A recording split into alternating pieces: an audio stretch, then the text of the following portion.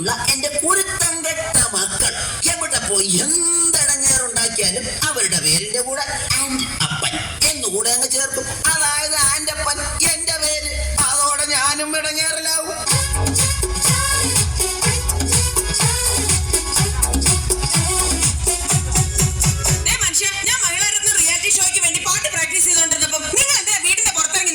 ഞാൻ പുറത്തിറങ്ങി നിന്നില്ലെങ്കിലേ നാട്ടുകാരി വിചാരിക്കും ഞാൻ നിന്നെ പിടിച്ച് തല്ലിയിട്ട് നീ കിടന്ന് കരയുകയാണെന്ന്. നിങ്ങളെ ഇന്ന് ഞാൻ പാട്ട് മാത്രമല്ല, ഭരതനാട്യം, മോഹിനിയാട്ടം, കുച്ചിപ്പുടി, കഥകളി, ഓട്ടംതുള്ളൽ, മോണോ ആക്ട് ഇതിനൊക്കെ ഞാൻ പ്രാക്ടീസ് ചെയ്യുന്നുണ്ട്, അറിയാമോ? ഇതാണ് ആൻഡപ്പന്റെ ഭാര്യ റോസിക്കുട്ടി. റിയാലിറ്റി ഷോയിൽ പങ്കെടുത്ത് താരമാകാൻ അരയും തലയും മുറുക്കി ഒരുങ്ങിയിരിക്കുകയാണ് ഇവർ.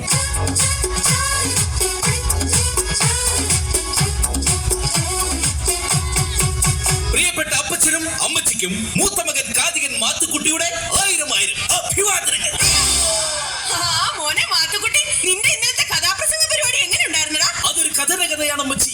റിയാലിറ്റി ഷോയിലൂടെ ശ്രദ്ധേയനായിക്കൊണ്ടിരിക്കുന്ന എന്റെ കഥാപ്രസംഗം കേൾക്കാൻ ഇന്നലെ ഒറ്റൊരുത്തൻ പോലും വന്നില്ല. അയ്യോ, അതെന്താ? ഞാനാണ് കഥാപ്രസംഗം അവതരിപ്പിക്കാൻ വരുന്നതെന്ന് ആ കമ്മറ്റിക്കാർ പരസ്യം ചെയ്തില്ലാന്നേ. അവര് പരസ്യം ചെയ്തില്ലെങ്കിലും നീ വരുന്ന വിവരം എങ്ങനെയോ ലീക്കായിട്ടുണ്ട്. അതായിരിക്കും ആരും വരാത്തത്.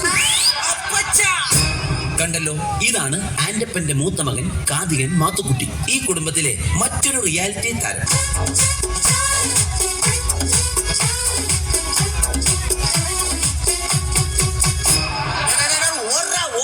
എന്റെ കൺമുമ്പിൽ കണ്ടുപോരുത് അവന്റെ ഒരു ഒടുക്കത്തെ സിനിമാറ്റിക് ഡാൻസ്. എന്താ അപ്പ ചെയ്ത്? അല്ല, അവൻ എന്നാ ചെയ്തിട്ടാ? ഇന്ന് രാവിലെ ഞാൻ കുളിക്കാൻ കയറിയ നേരത്തെ ഇവൻ ഫയർ ഡാൻസിന്റെ റിഹേഴ്സലാണെന്ന് പറഞ്ഞ് മണ്ണെണ്ണ വായിലെടുത്തിട്ട് തീ ഊതി. ഞാൻ അലക്കിട്ട് അതിന്റെ ആകെ കൂടെയുള്ള 2 മുണ്ടവൻ കത്തിച്ചു കളഞ്ഞു. അറിയാമോ നിനക്ക്? അപ്പൊ നിങ്ങൾ ഇപ്പൊ കൊടുത്തിരിക്കുന്നതോ? ഇത് നിന്റെ അടിപ്പാവാടയാ. ഈ വന്നതാണ് ഈ വീട്ടിലെ ഇളയ താരം, സിനിമാറ്റിക് ഡാൻസുകാരൻ ജോണിക്കുട്ടി. ഇതും മറ്റൊരു റിയാലിറ്റി താരമാണ്. ചാനലൊന്നും തുറക്കുമ്പോൾ കാണാം അതിലൊന്നും റിയാലിറ്റി ഷോയുടെ തരംഗം. എത്ര കലകളെ പലരും എടുത്തിട്ട് SMS കുരുക്കുവാൻ ബഹളം. എന്റെ കർത്താവേ, ഇത് ഞാൻ എങ്ങനെ സഹിക്കും? എടി, ഇറങ്ങി വാടി ഇങ്ങോട്ട്. എന്റെ മോന്റെ ഭാര്യയാണെന്നൊന്നും ഞാൻ നോക്കത്തില്ല. ഇറങ്ങി വരാൻ. എന്നാടി റോസക്കുട്ടി? നിങ്ങൾ അറിഞ്ഞോ, ഞാൻ മഹിളാരത്വത്തിന്റെ അടുത്ത എപ്പിസോഡിൽ ഉടുക്കാൻ മേടിച്ച പുത്ത സാരി എടുത്ത് നിങ്ങളുടെ മരുമോളുണ്ടല്ലോ ആഗ്രഹം വന്ന് വെള്ളപ്പൊക്കക്കാർക്ക് എടുത്ത് കൊടുത്തിരിക്കുന്നു. അഹങ്കാരി. അതിന് നിന്നെ പിടിച്ചാലും വെള്ളപ്പൊക്കക്കാർക്ക് കൊടുത്തില്ലല്ലോ. വേണേൽ അവൾ അത് ചെയ്യും, അതിന്റെ അപ്പുറം ചെയ്യും. എടി മോളി, ഇങ്ങോട്ട് വാടി. നിന്നെ ഇന്ന് ഞാൻ എന്താ നിങ്ങൾ വന്ന് തുറ തുറക്കുന്നത്? എടി, അമ്മച്ചിയുടെ സാരി പിച്ചക്കാർക്ക് എടുത്തു കൊടുത്തോ? Reality show. ഇങ്ങനെ റിയാലിറ്റി ഭ്രാന്തുള്ള കുടുംബത്തേക്കാണല്ലോ എന്റെ കർത്താവേ എന്നെ കെട്ടിയെടുത്തത്. നിർത്തടി. ഈ റിയാലിറ്റി ഷോയ്ക്ക് ഞങ്ങളെ പോലുള്ള കലാകാരന്മാർക്ക് പറഞ്ഞിട്ടുള്ളതാ. അതൊന്നും നിനക്ക് പറഞ്ഞാൽ മനസ്സിലാവുകയല്ല. അയ്യടാ, ഞങ്ങളുടെ കുടുംബക്കാരത്ര മോശക്കാരൊന്നുമല്ല. എന്റെ അമ്മച്ചി നല്ല ഒന്നാന്തര എഴുത്തുകാരിയാ. അമ്മച്ചിയുടെ കഥ വല്ല നിങ്ങൾ വായിച്ചിട്ടുണ്ടോ? പിന്നെ അതിപ്പോ എന്നാ വായിക്കാനാ? നിന്റെ തള്ളയുടെ കഥ നാട്ടിൽ മൊത്തം പാട്ടല്ലേ? എന്താ പറഞ്ഞത്? നീ പോടി അവിടുന്ന്. എന്നെ പറഞ്ഞാലുണ്ടല്ലോ. നിന്നെ പറഞ്ഞാ നീ എന്ത് ചെയ്യടി? നിങ്ങളിങ്ങ് വാ. കുറെ നാളായിടി നിന്നെ സഹിക്കാൻ തുടങ്ങിയിട്ട്. നിങ്ങൾ പോകല്ലേ? വെള്ളമെടുക്കും മരുമോളെ, കുശുമെടുക്കണ കെട്ടിയോളെ, മനുഷ്യന് തിരിതലക്ക് വെളിവ് തന്നൂടെ. നേരം വെളുക്കുമ്പോ രണ്ടാളും ഒരു വിളിച്ചുകൊണ്ട അഭ്യാസം. രണ്ടാളും കൂടി നല്ല കുടുംബം കുളത്തോണ്ടും.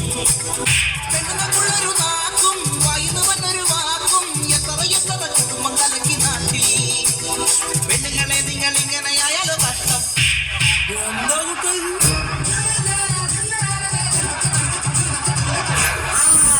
വന്നല്ല എല്ലാത്തിനും കുറ്റം പറയണ എന്റെ പൊന്നാരളിയൻ വന്നല്ല. എന്തായത് അളിയാ? പെങ്ങളെ മോളെ തല്ലുന്നത് അപ്പനായാലും ഭർത്താവായാലും ഒരു താളവും ബോധമൊക്കെ വേണ്ടേ? എന്റെ പൊന്നളിയ, എരിയുന്ന തീയിൽ എണ്ണ ഒഴിക്കാതെ ഒന്ന് കടന്നു പോകുന്നുണ്ട്. ഷഡ്ജം ഒന്ന് ഇറങ്ങി പോടാ.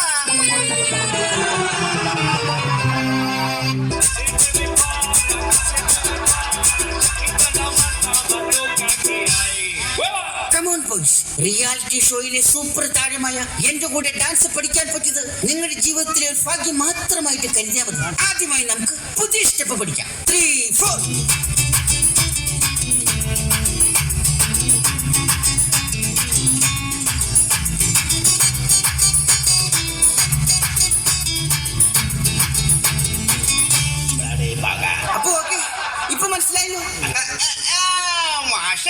മാഷിനെ കൊണ്ട് വീട്ടിൽ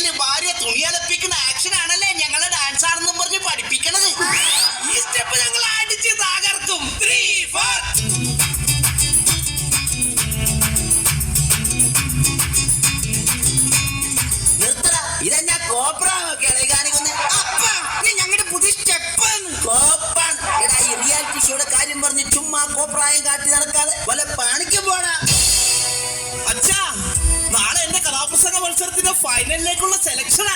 അപ്പൊ ഇവരാരാ? ഓർക്കസ്ട്രയുടെ ചെലവ് ഉറക്കുവാനായിട്ട് ഞാൻ കൊണ്ടുവന്ന മിമിക്രിക്കാരാ.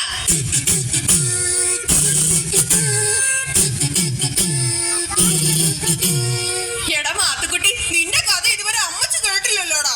നിങ്ങൾക്ക് വേണ്ടി കഥയുടെ ഒരു ചെറിയ ഭാഗം ഞാനിവിടെ അവതരിപ്പിക്കുകയാണ്. Correct music. കഥ: കിഴക്കേ ചക്രവാളത്തിൽ പ്രഭാതം പൊട്ടിവിടർന്നു. എന്താണത്? മനസ്സിലായോ? ഇത് സുപ്രഭാത പൊട്ടിവിടുന്ന സൗണ്ടാണ്. 1975 കോമഡി ആയിട്ടാവും വരും. സഹൃദയരെ, എടാ പൊന്നുമോനെ, നീ കഥ പറ. സഹൃദയരെ, ഇനി കഥയുടെ സുപ്രധാനമായ രംഗമാണ് ഞാനിവിടെ അവതരിപ്പിക്കുന്നത്. അങ്ങനെ നമ്മുടെ കഥാനായകൻ കഥാനായികയുമായി കണ്ടുമുട്ടുന്നു. ഒരു ഉറച്ച തീരുമാനമെടുക്കാൻ നായകന് സാധിക്കുന്നില്ല. നായകന്റെ കൂടെ പോകണോ അതോ തിരിച്ചു വീട്ടിലേക്ക് പോകണോ എന്നൊരു തീരുമാനമെടുക്കാൻ നമ്മുടെ നായികക്കും കഴിയുന്നില്ല. നായകന്റെ കൂടെ പോകണോ അതോ വീട്ടിലേക്ക് പോകണോ? വീട്ടിലേക്ക് പോകണോ അതോ നായകന്റെ കൂടെ പോകണോ? നായകന്റെ മനസ്സ് വീണ്ടും അങ്കമാലിയിലായി, അങ്കലാപ്പിലായി. അവൻ ചിന്തിക്കുകയാണ്, നായികയും കൂട്ടി വീട്ടിലേക്ക് പോകണോ അതോ ഒറ്റയ്ക്ക് പോകണോ? നായികയും കൂട്ടി വീട്ടിലേക്ക് പോകണോ അതോ ഒറ്റയ്ക്ക് പോകണോ? അങ്ങനെ പ്രതിസന്ധിയിലായ നായകൻ ദുഃഖഭാരത്താൽ പുഴയിലേക്ക് എടുത്തൊരു ഒറ്റച്ചാട്ടം.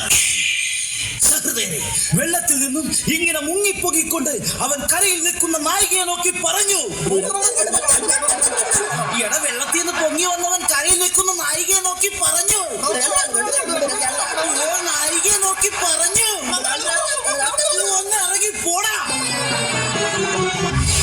ഇവർ പങ്കെടുത്ത റിയാലിറ്റി ഷോയിലെ ഒരു കടുത്ത മത്സരത്തിന് ശേഷം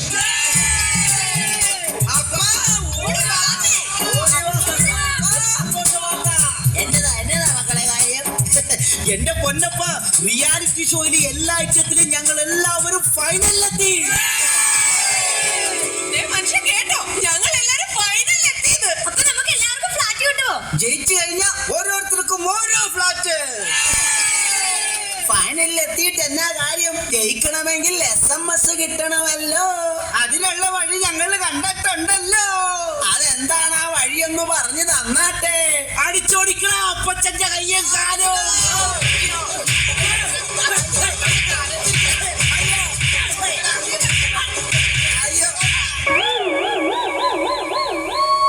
എന്തിനാടാ അപ്പന്റെ കയ്യും കാലും തല്ലി ഓടിച്ചത്? അപ്പനെ തല്ലി കയ്യും കാലും ഓടിച്ചാലേ റിയാലിറ്റി ഷോയിൽ കാണിക്കാനായിട്ട് ചാനലുകാർ വന്ന് ഷൂട്ട് ചെയ്യുമല്ലോ.